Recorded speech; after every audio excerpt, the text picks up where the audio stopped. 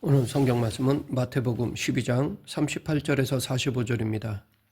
오늘 본문은 참된 메시아라는 표적을 보여줄 것을 요구하는 서기관들과 바리새인들을 향한 예수님의 대답과 경고입니다.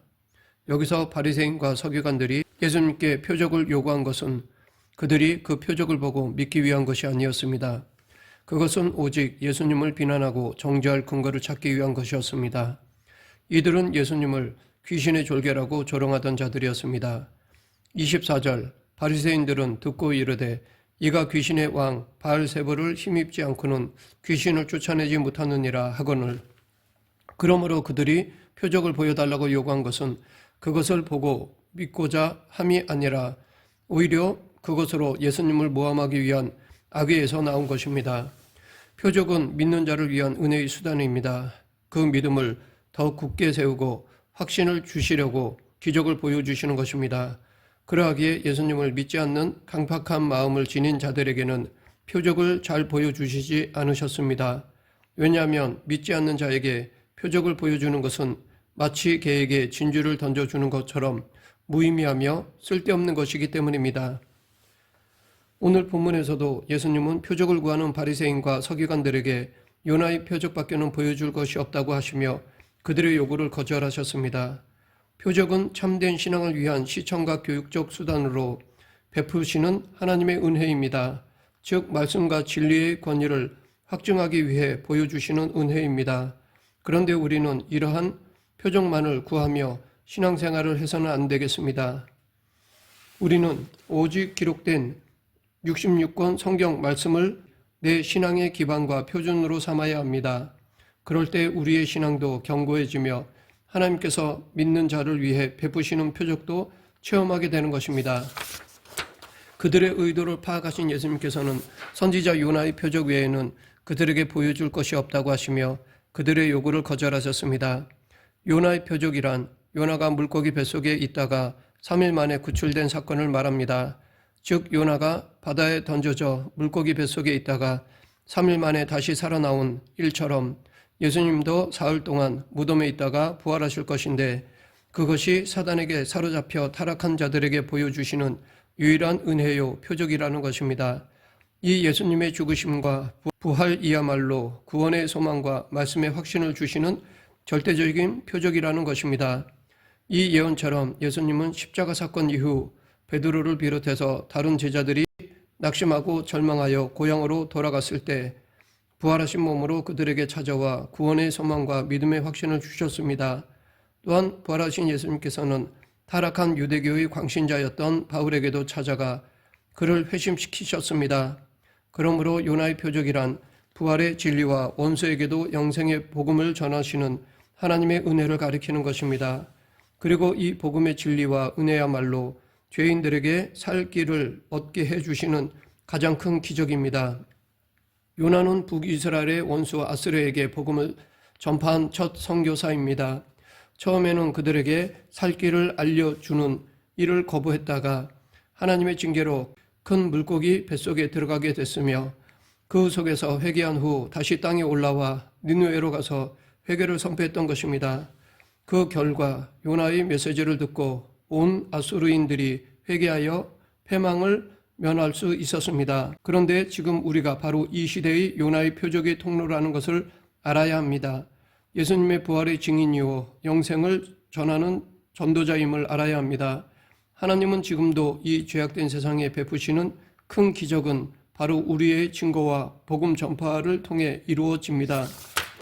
오늘 본문 41절에서 예수님은 당신을 요나보다 더 큰 이라고 말씀하셨습니다. 요나는 이스라엘의 원수요 이방 국가인 아수르에 파송된 첫 이방 선교사였습니다. 그리고 그는 물고기 뱃속에서 다시 살아나온 부활의 사람이기도 합니다. 지금까지 수많은 선지자 중에 요나 같은 선지자는 없었습니다.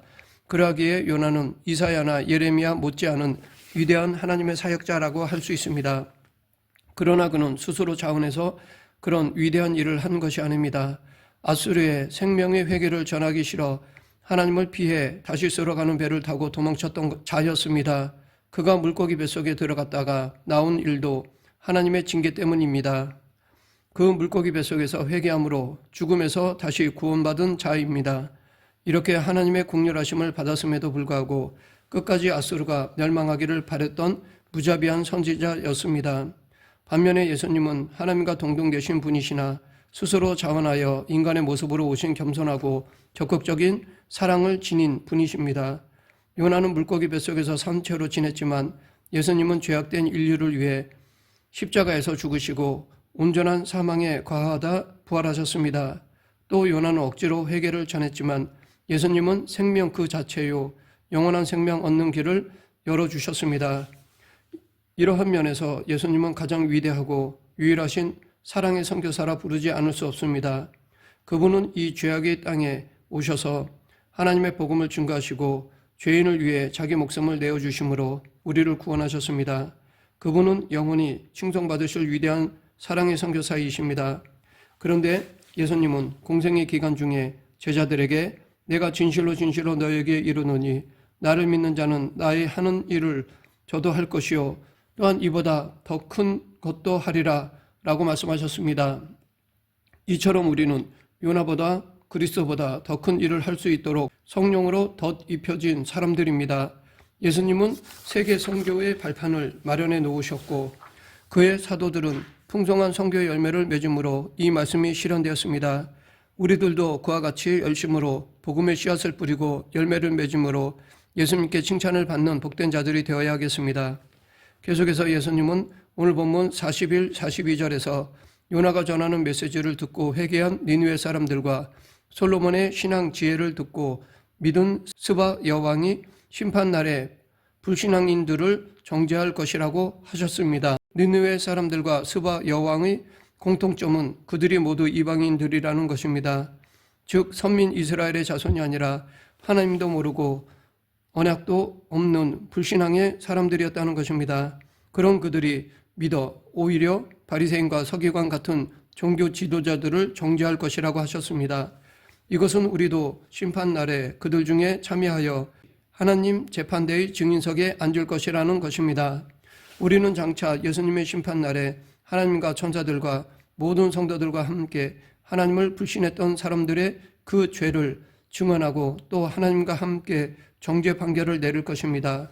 그러하기에 우리는 불신자들이 나보다 훨씬 이 땅에서 행복하게 산다고 부러워할 필요가 없습니다. 열등의식도 가질 필요가 없습니다. 예수님이 여기에서 비교하고 있는 것은 니느웨 사람들이 요나로부터 받은 심판의 메시지와 유대인들이 예수님으로부터 받은 은총 및 복음의 메시지 총체입니다. 즉 니느웨 사람들은 선지자 요나의 심판의 메시지 하나만을 듣고서도 회개하였는데 유대인들은 하나님의 아들로부터 모든 좋은 것들을 받았음에도 불구하고 회개하지 않았기 때문에 심판 때에 그들을 더욱 철저하게 정죄할 것이라는 것입니다. 또한 42절은 예수님이 솔로몬보다 더 지혜로운 분임을 말씀하시는 것입니다. 솔로몬은 지혜의 왕입니다. 하나님께 지혜의 큰 은사를 받아 나라를 지혜롭게 다스리고 이스라엘을 위대한 왕국으로 번영시킨 인물입니다. 그는 정치학은 물론 모든 학문과 철학과 종교, 신학에 통달했으며 잠언서, 전도서, 아가서와 같은 주옥 같은 지혜서를 기록한 사람입니다. 그러나 예수님은 솔로몬보다 위대한 분이십니다. 그분에게는 아버지의 독생자의 영광과 은혜와 진리가 충만히 넘칩니다. 솔로몬은 하나님께 지혜의 은사를 받았지만 예수님은 솔로몬에게 바로 그 지혜를 허락하신 지혜의 근원이십니다. 솔로몬은 이스라엘만 지혜로 다스렸으나 예수님은 온 만물을 그 지혜로 통치하시는 분이십니다. 솔로몬은 자신이 지은 성전에서 하나님을 배웠으나 예수님은 성자 하나님으로서 하늘 아버지 하나님과 늘 교통하시는 분이십니다. 솔로몬은 수많은 삶과 신앙의 교훈을 했으나 영생 얻는 길은 제시하지 못했습니다. 그러나 예수님은 십자가의 대속을 통해 영생을 얻는 길을 마련해 놓으시고 복음의 지혜를 우리에게 주신 분이십니다. 솔로몬은 훗날 타락했으나 예수님은 죄와는 전혀 상관없이 그 제자들을 끝까지 사랑하시는 분이십니다. 이처럼 영원하신 지혜의 왕이 예수님이십니다.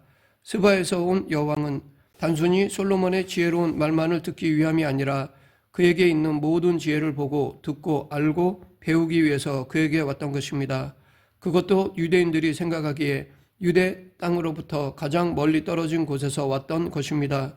그러나 예수님 당시의 종교 지도자들은 솔로몬보다 더 완전한 지혜를 소유하신 분이 그들의 눈앞에 있음에도 불구하고 그 지혜를 들으려고 귀를 기울이지 않고 있음을 지적하신 것입니다. 43절부터 45절에서 예수님은 귀신 들린 사람의 비유로 이스라엘 종교 지도자들의 악을 책망하셨습니다. 앞서 요나의 경우와 솔로몬의 경우를 예로 들어 유대인들의 완악함을 경고하신 예수님은 이번에는 보다 직접적으로 더러운 귀신을 말씀하심으로 당시 유대인들의 심각한 영적 상태를 지적하셨습니다. 즉 당시 유대인들의 상황을 마치 7 귀신이 들어와 거하는 것처럼 심각한 상태에 빠져 있다는 것을 알려주신 것입니다.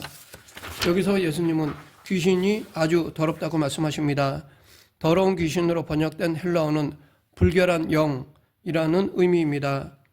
성령이 거룩한 영임에 반해 귀신들은 더럽고 불결한 영입니다.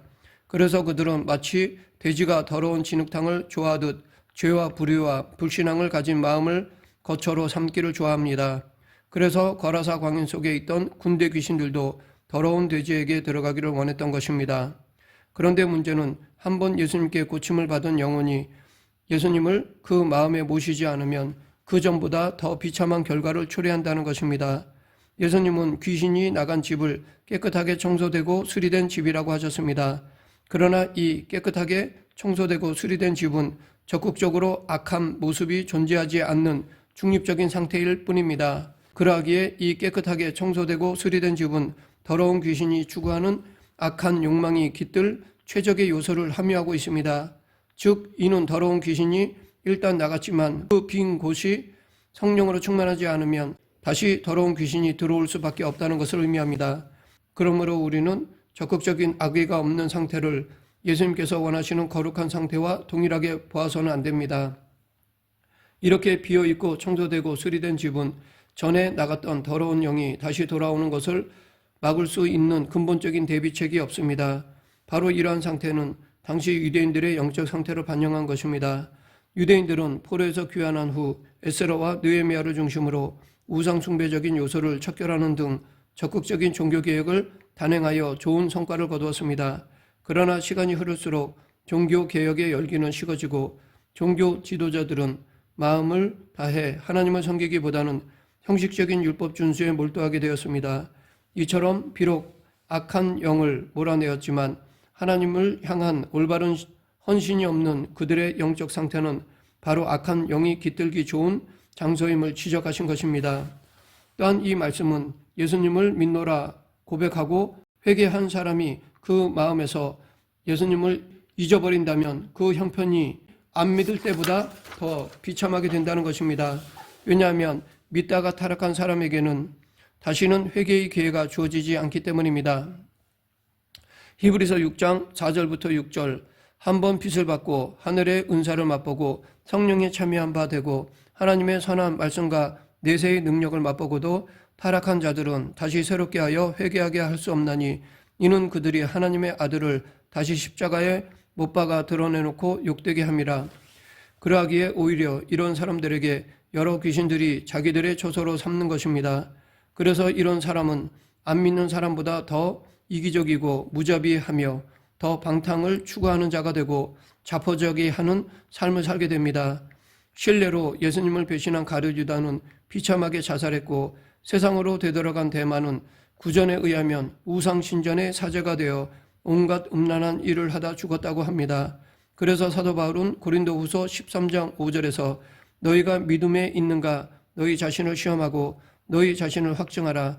예수 그리스도께서 너희 안에 계신 줄을 너희가 스스로 알지 못하느냐. 그렇지 않으면 너희가 버리운 자니라 라고 하였습니다. 회색 분자라는 말을 들어보았을 것입니다. 이 편도 아니요 저 편도 아닌 중간지대에 있는 자를 회색 분자라고 합니다. 이런 사람은 검은 세계의 사람에게도 또한 하얀 세계의 사람에게도 비난받고 쓸모없는 자로 간주됩니다. 우리도 신앙의 회색 분자가 되는 일을 경계해야 합니다. 주를 믿는다고 하면서도 그리스도를 나의 마음에 모시지 않는 빈 마음을 경계해야 합니다. 적극적으로 열심히 예수님을 사모하고 충성해야 합니다. 말씀을 맺겠습니다. 예수님은 순종함이 없이 표적만 요구하는 자들에게 그들이 하나님의 준엄한 심판을 피하지 못할 것이라고 경고하셨습니다. 당시 유대인들은 자신과 자신의 나라가 아주 깨끗한 상태라고 착각했습니다. 그러나 겉은 깨끗할지라도 그 마음은 마치 더러운 묘지와도 같은 상태였습니다.